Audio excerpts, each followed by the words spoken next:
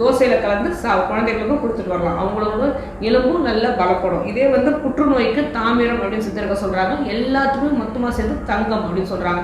தங்கத்தை சாப்பிடலாமா அப்படின்னா அந்த காலத்தில் அவங்க ஒரு பஷ்பமாக ஆக்கி சாப்பிட்டு இருந்தாங்க. இந்த காலத்தில் தங்க நகைகளை அணியும் போது அது வந்து உடம்புல நம்ம ஸ்கின்ல படும்போது தோல் நோய்கள் நமக்கு வராது.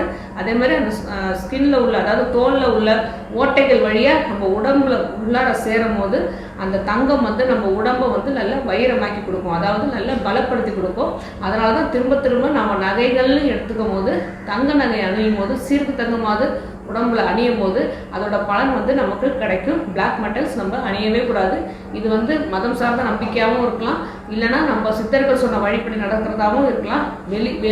இயற்கை கொடுத்த பொருட்களை தான் நம்ம அணியணும். அதுவும் இரும்பு கண்டிப்பாக அணியக்கூடாது. தங்கம் அணிஞ்சால் ரொம்ப நல்லது, இல்லைன்னா வெள்ளி அணியலாம். மற்றபடி எந்த நகைகளும்